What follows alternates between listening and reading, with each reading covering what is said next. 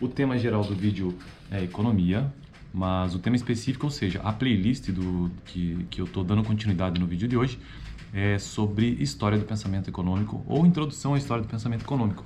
Já que o livro que eu estou utilizando que está me ajudando a construir essa playlist é este livro aqui do Hunt, História do Pensamento Econômico, é um pequeno livro, então eu estou considerando ele como introdução. É um livro que tem um viés, ele tem um viés mais à esquerda.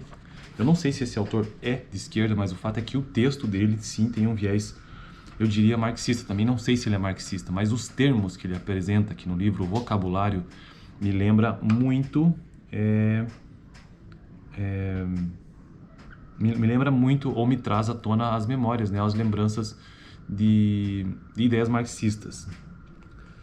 Quando ele usa, por exemplo, força de trabalho, mais-valia, às vezes eu já encontrei isso no texto.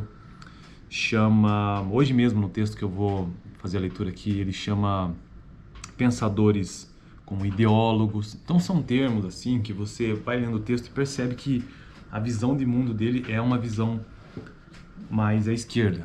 Agora eu não sei dizer em que escola exatamente, porque eu não conheço a biografia do autor, né?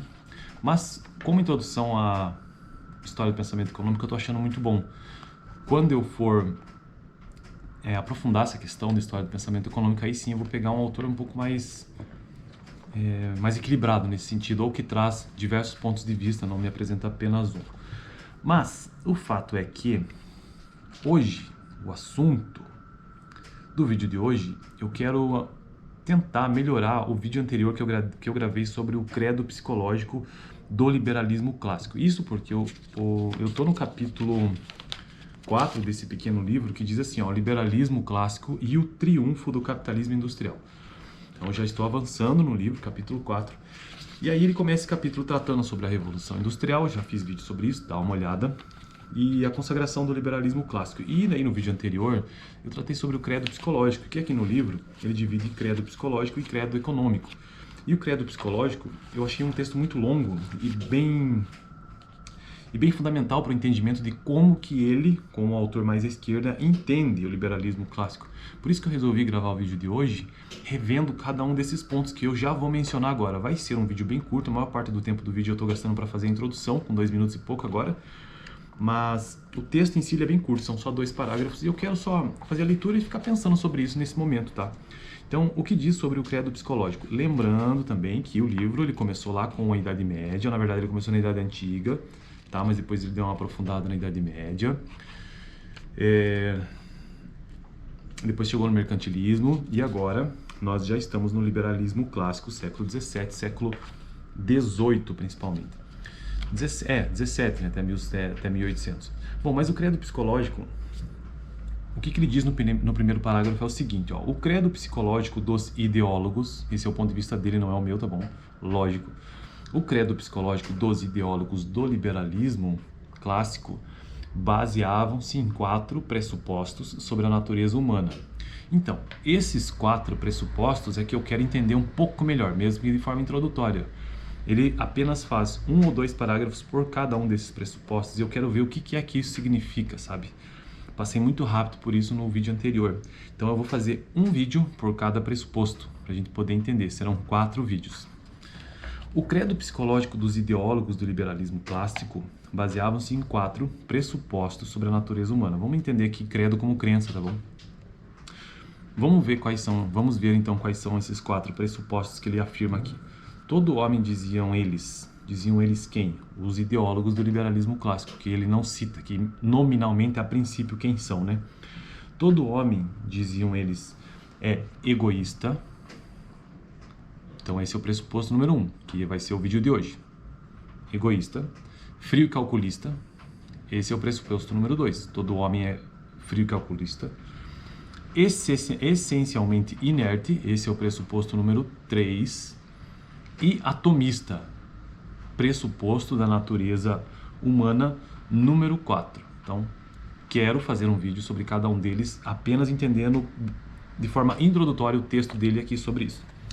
O vídeo de hoje, então, é sobre o pressuposto que os ideólogos do liberalismo clássico trataram sobre a natureza humana, o primeiro deles, que é egoísmo. E o que é que esse autor traz sobre isso? Mas antes de entrar nisso, propriamente dito, ele ainda termina o primeiro parágrafo dizendo o seguinte: sobre a discussão da teoria de que a natureza humana é intrinsecamente egoísta, ele nos remete ao capítulo 3, depois eu vou dar uma olhada para ver o que eu me lembro de lá.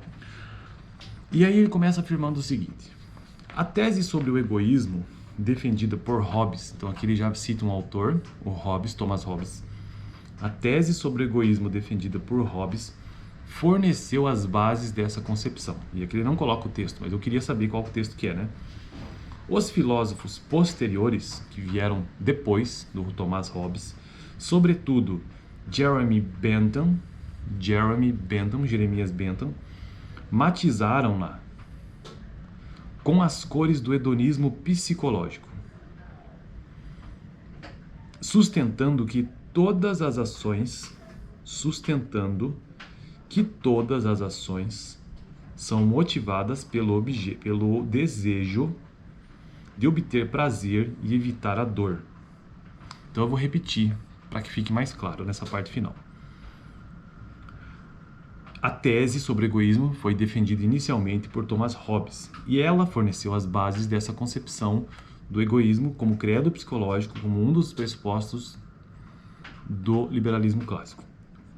Os filósofos, estamos falando aqui século XVII, século XVIII, tá? Essa influência toda, né?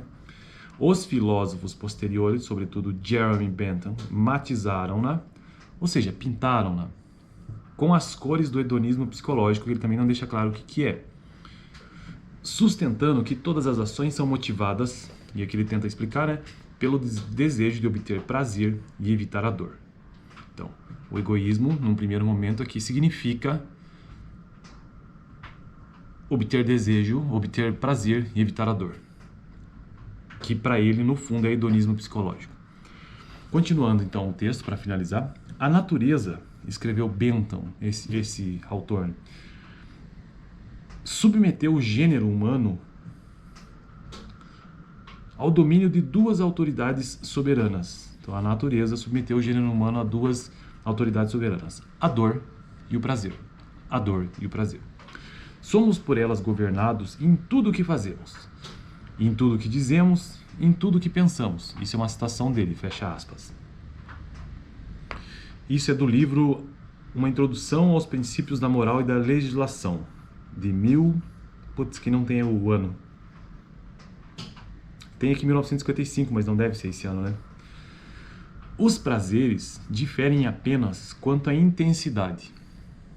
Não há diferenças de qualidade. Então, os prazeres, eles se diferem no ponto de vista quantitativo, né? Na intensidade. Mas não há diferenças na qualidade.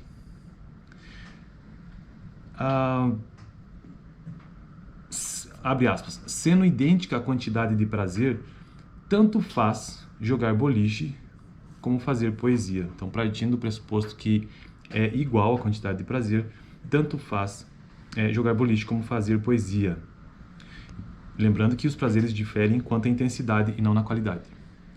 A teoria de que as motivações humanas são essencialmente egoístas são endossadas, ou foi endossada, por muitos pensadores eminentes. E aqui eu quero tentar trazer isso de volta. A teoria de que as motivações humanas são essencialmente egoístas, e aqui ele está dizendo que egoísmo é procurar o prazer e evitar a dor,